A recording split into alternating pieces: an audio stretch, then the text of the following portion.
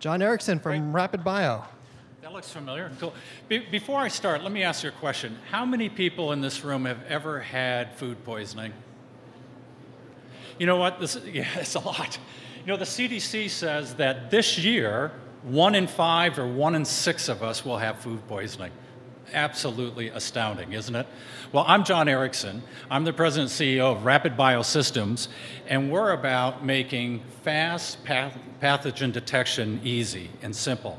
The mission of our company is to support our customers' needs to dramatically, and I mean significantly, decrease the time for pathogen testing. And when I mean pathogens, I mean bacteria, not viruses or prions, to help provide a safer food supply for the world. So the food safety testing business, it's a pretty significant business. It's over $9 billion. It's growing at a 5 or 6% CAGR, made up of several different components. But in that large market, slow pathogen testing, and I'll explain that term in a minute, is costing the food safety business hundreds of millions of dollars. So you can see a lot of brands, and I see some familiar faces in here who are associated with some of these very significant billion-dollar global brands. Big brands, big issues, big risk associated, and issues with foodborne pathogen testing. So, for example, down in Salinas, an hour south of us, where some of our friends are from, you can see some of the production facilities, the fields. At every one of these points, whether it's production or it's processing or it's distribution, there's a testing opportunity and a test that takes place to monitor the product for pathogens. What we're looking at is we're looking to change what is typically hours to days in pathogen testing to a matter of minutes, so a significant change in time. I'll give you a for instance. Dole Fresh Foods, again down in Salinas, they sit and they have about, they don't sit, they're very busy. They carry over $1 million worth of inventory every day waiting for pathogen testing results. Unbelievable. The time, the cost of capital, the opportunity there is just tremendous. So again, the market is big. It's over $9 billion. Quote unquote, the rapid part of this testing, which is a complete misnomer in my opinion, makes up about 60% of that, so about $4 billion. What's curious about this is 4 pathogens make up 96% of this total market. There's 3 big guys, the 3 big gorillas like there are in most markets. And these companies are servicing the markets with PCR-based DNA analysis and other technologies that take a very long time to get results. And so I'll use Dole again, as my friend Tom Mack was saying. He goes, John, we need a fast, easy to use, accurate and reliable portable system for foodborne detection. Pretty clear need. Well, that's what we're all about. We're to supply that. Apologize for the picture. It's a picture of one of our prototype devices that's portable, handheld, easy to use, and will give a PCR-like result in about 10 minutes.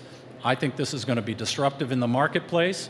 We've got an interesting business model in that we will sell the devices, and we have a consumable trail, 1 test per 1 slide for each one of the pathogens. We've got 3 submitted US patent applications and 2nd PTO review and 2 PCTs as well. So kind of an ugly picture, but, well, that's kind of funky.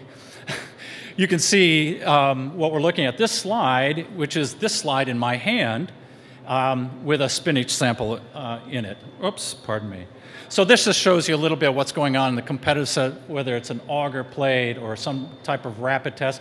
But a PCR test, big, expensive, costs tens to hundreds of thousands, needs technically competent people to run, and it takes about 16 hours to get a result, sometimes less. Ours, 10 minutes at a much lower point.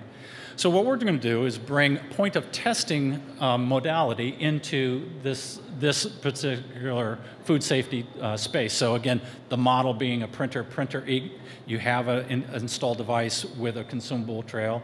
We're looking at raising $1.5 million in a convertible debt against a Series A right now, and we'll look to have a Series B later as well.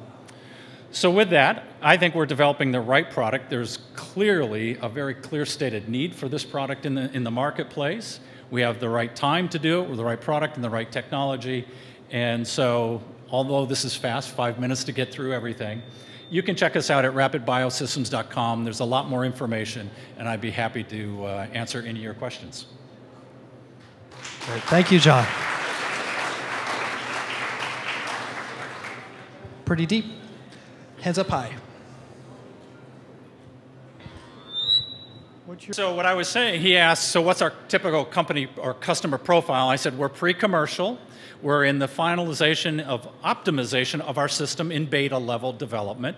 We expect with this next capital round to take us out through a significant field trial. And by that I mean 1,000 to 2,000 samples with Dole, Chiquita, many other places, University of California, Davis, University of Arizona, et cetera.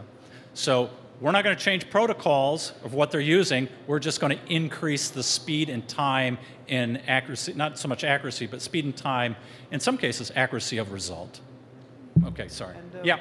What do you think of the milestones before you'll actually be able to be used en masse with these big corporates? So what are the steps before you replace the existing test, in your opinion? Yeah, great question. So what do we need to do? What milestones will we need to meet to, first of all, commercialize and then expand and enhance the business itself?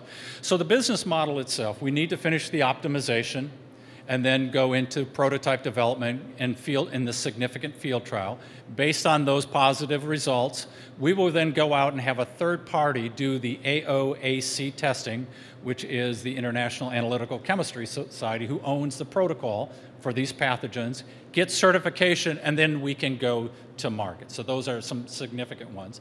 We're going to go through a strategy I've done when I've been at Johnson & Johnson and Abbott Laboratories. I've run global businesses of significant size, over $1 billion. We're going to crawl, we're going to walk, we're going to run, meaning we're going to go at very targeted customers first, learn and expand, and then we're going to be expanding the profile and iterating the device itself, and then we'll go on a global basis. Exact same model I've used in clinical diagnostics successfully several times in my career. Good question. Yep. There we go.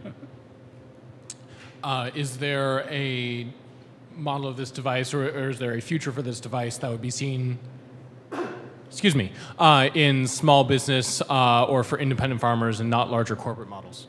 Absolutely. This isn't constrained by corporate size. Anyone could use this device, whereas, whether it's an independent grower or it's a corporate large producer as well. Yeah. Yeah.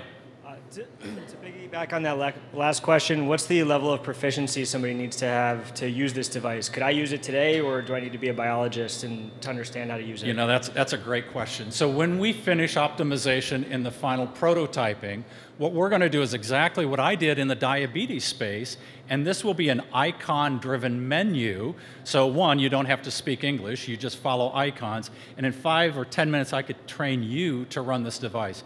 You don't need to have a degree in biology or chemistry, so you don't need to be a highly technical, competent person like the people currently running PCR. Good question. Yep. Question for you here. Which pathogens are you going to target first? So there's 4 that I said make up the 96%, right? So Salmonella, E. coli, Listeria, and Campylobacter. There will be others, but those would be the 4.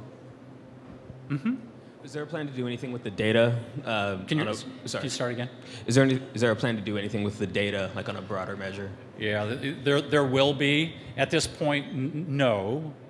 Probably the first 2 commercial devices, it'll be data. It may be wirelessly connected to the company's own quality control system, but we expect in future iterations to do more with the data, right?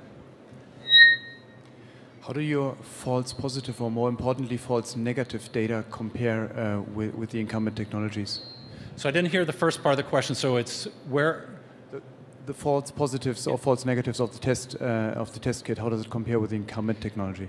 Yeah, so one of the things that we will do when we finish our optimization is exactly that, is test it against the AOAC protocol. So today I can't give you an answer where we are in false positives, false negatives, but I can tell you we're down at the same level of detection as PCR is, okay?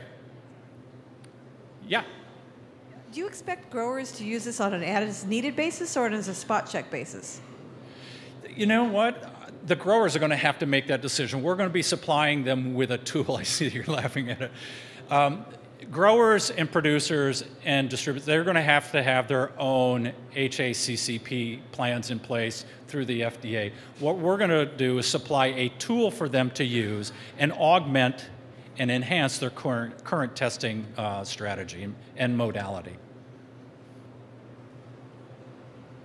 All right, John, we're out of time. Oh, there we go. Okay, very good. Thanks. Nice work. Thank you so much.